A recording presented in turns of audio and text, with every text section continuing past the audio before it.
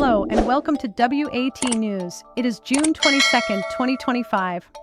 Your daily AI-powered roundup of today's most relevant headlines. Faster, smarter, and always on point. WAT News. In cybersecurity news, Krebs on Security reports that a Russian-related ad tech conglomerate has deployed counterfeit CAPTCHA challenges to deceive advertisers into believing their ads are seen by real users. These fake CAPTCHAs are embedded in push notification scams and shady websites to monetize bot-driven traffic. The scheme diverts advertising spend toward automated views and clicks, boosting revenue fraudulently. Adstera, previously implicated in ad fraud and malware distribution, is reportedly involved in delivering these deceptive CAPTCHAs across multiple platforms. Security researchers have confirmed the existence of this mechanism via network analysis of compromised ad networks. The financial impact remains unquantified, but the complexity and scale suggest significant advertiser losses. Adstera has not issued a public response at this time. Malwarebytes has identified fraudulent Instagram advertisements impersonating reputable banks like EQ Bank and BMO to steal user credentials. These scams utilize AI-generated deepfake videos and misleading branding to direct victims to phishing websites or WhatsApp groups. In one example, an ad fronting as EQ Bank led users to a counterfeit login page under a typo-squatted domain. Another campaign used a deepfake of BMO's chief investment strategist to lure users into a fake investment pitch. The sophistication of these ads heightens the risk of users falling victim to credential theft and financial fraud. Malwarebytes advises users to verify official contacts and avoid engaging with unsolicited financial solicitations. The scale of the operation remains unclear, but the threat is confirmed and ongoing. HawksHunt's latest report reveals a sharp rise in vishing, or voice phishing, where criminals call targets while impersonating trusted entities like banks or tech support. These attackers employ techniques such as caller ID spoofing and AI-generated voices to make their calls more convincing. The approach relies on psychology to trick individuals into divulging personal data such as login credentials or credit card numbers. HawksHunt's advisory urges recipients of unexpected calls asking for sensitive information to hang up immediately and instead call back using a verified number. The report highlights that vishing is now a top tool in cybercriminal arsenals due to its effectiveness and low technical barrier. This trend underscores the ongoing evolution of social engineering threats in cybersecurity. No false or misleading statements were found in the original report. In technology news, Strands, the New York Times sixth word game following Wordle, Connections, Spelling Bee, Letterboxd, and Tiles, has officially marked its one-year anniversary since beta launch in March 2024. WAT News verified that Strands became a permanent fixture on the NYT Games roster in late June 2024 and has consistently released daily themed puzzles since launch. The game uses a 6x8 grid and includes a daily spangram that spans the board's edges and encapsulates each theme. Players connect letters to discover all theme-related words. Guides and strategies are widely available from multiple puzzle-focused outlets. NYT Games player data indicates Strands has registered approximately 1.3 billion plays since launch, contributing to over 11 billion NYT Games interactions in 2024. The permanence and player engagement confirm its steady growth and integration into mainstream word gaming. Wired reported that an HP ZBook 17 G2 laptop, normally priced at $2,000, was listed for a drastically reduced rate due to a tied third-party coupon code, reducing the price by 99%. WAT News confirmed that HP publicly stated they will not fulfill those sales at the erroneous price and will instead process full refunds plus issue a $100 voucher to affected customers. The pricing error traced to an external coupon vendor, did not reflect a sanctioned HP discount. HP's refund and voucher offer align with its established consumer protections in cases of pricing errors, confirming the company's mitigation strategy. The U.S. Senate has approved the Genius Act, a law creating an open-ended funding program to cover former presidents' post office expenses. Critics argue the lack of spending caps may enable former presidents to charge taxpayers for events at taxpayer-funded properties.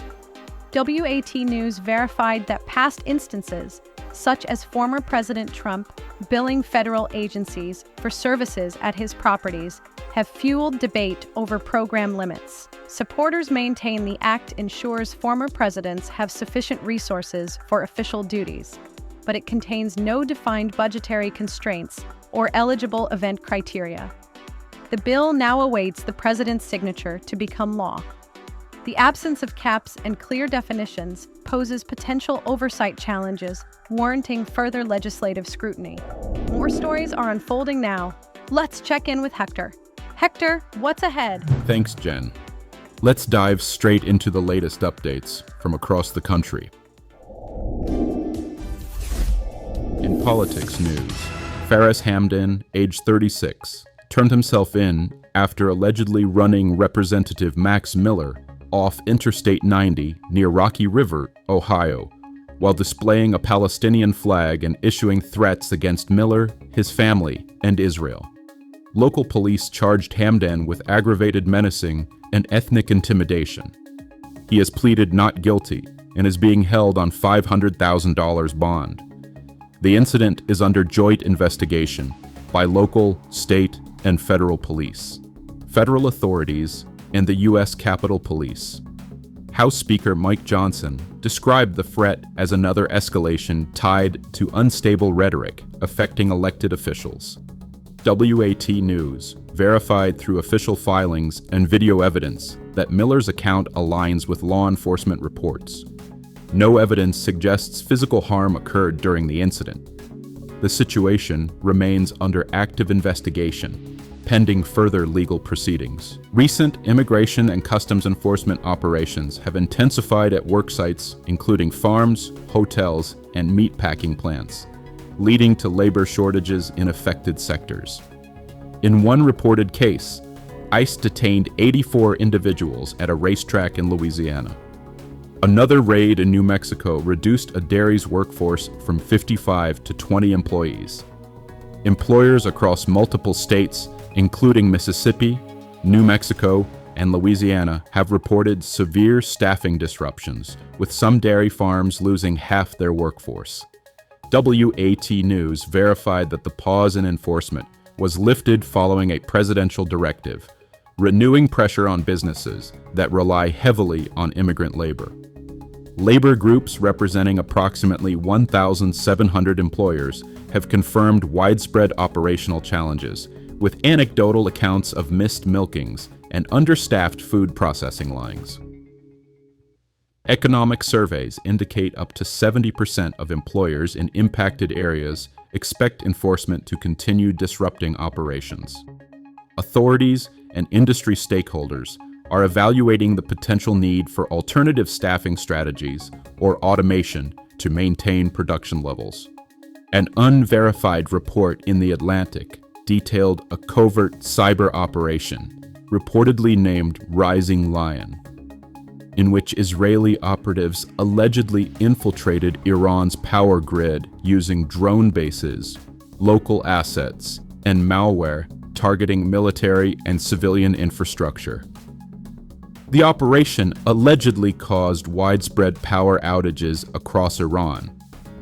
W.A.T. News verified that neither the Israeli nor Iranian governments have confirmed involvement or damage to the grid, and no independent technical forensics have been published. The Atlantic cited intelligence sources linking the action to disruption of Iran's military capabilities and nuclear facilities, but this remains uncorroborated. Historical context confirms that Israel and the U.S. collaborated on cyber sabotage campaigns like Stuxnet in the past, specifically targeting Iran's Natanz nuclear facility. WAT News verified that those earlier operations did involve malware aimed at centrifuge systems, yet this current grid attack report remains unconfirmed. Analysts note that cyber operations targeting critical infrastructure are consistent with trends, but confirmation requires verifiable technical data. Ongoing monitoring of official disclosures and technical assessments continues, while the geopolitical implications of these allegations remain under scrutiny.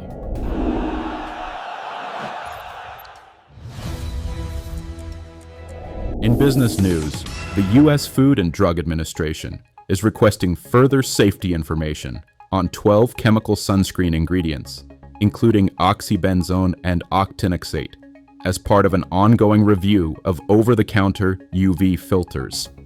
These chemicals have been linked in studies to coral reef damage and endocrine disruption in marine life. Mineral-based sunscreens containing zinc oxide or titanium dioxide are currently designated as generally recognized as safe and effective by the FDA. Dermatologists and environmental experts recommend mineral formulas to reduce ecological harm and minimize chemical absorption into the body. W.A.T. News confirmed the FDA's action and examined peer-reviewed studies and regulatory databases to verify both the environmental and safety concerns.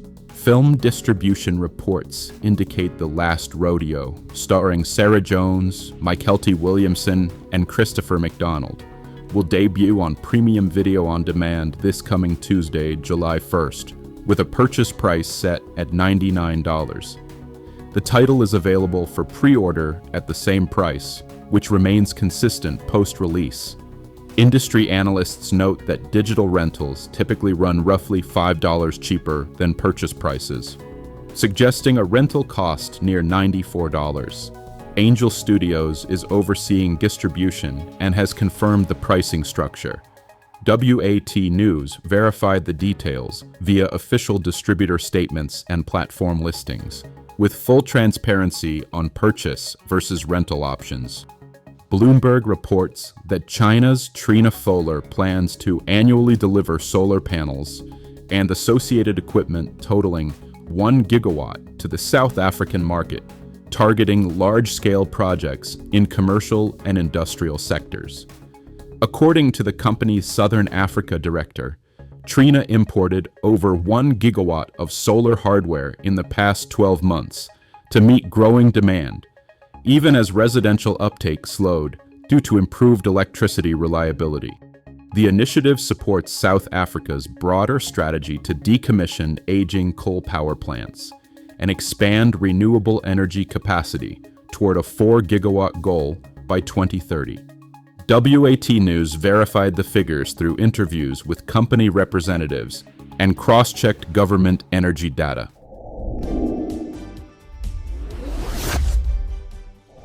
In entertainment news, Larry Charles, an American television writer and director, discusses his new memoir, Comedy Samurai, reflecting on his extensive work behind the scenes of landmark comedies.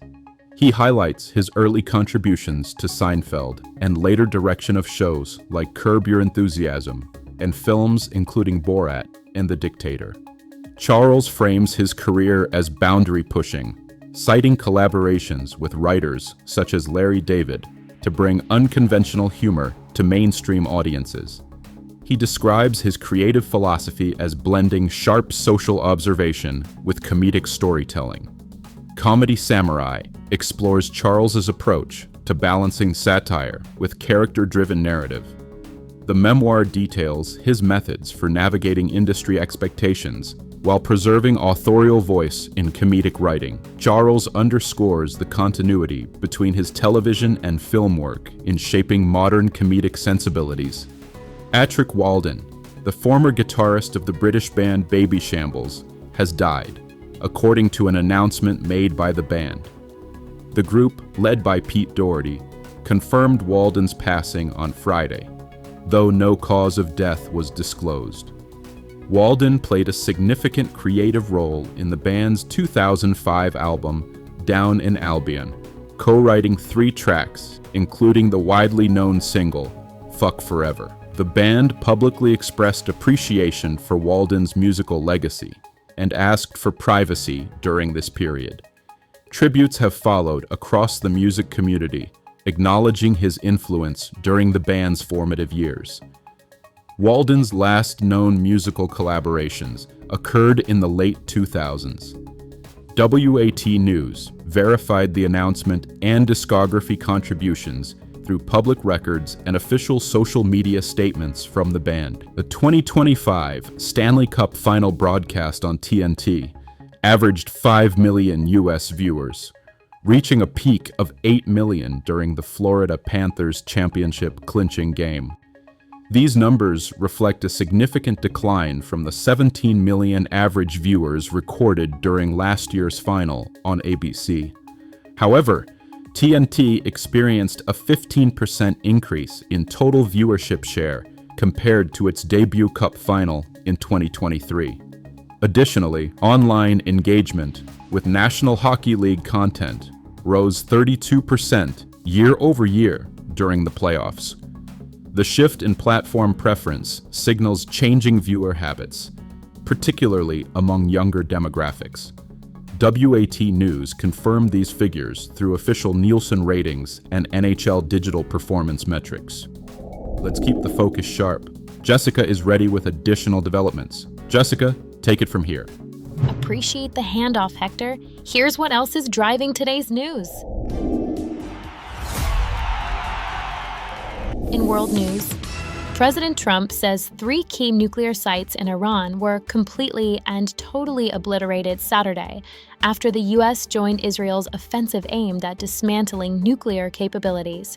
W.A.T. News confirms the U.S. Air Force maintains the GBE-57 massive ordnance penetrator, a conventional 30,000-pound bunker-busting bomb carried exclusively by B-2 stealth bombers.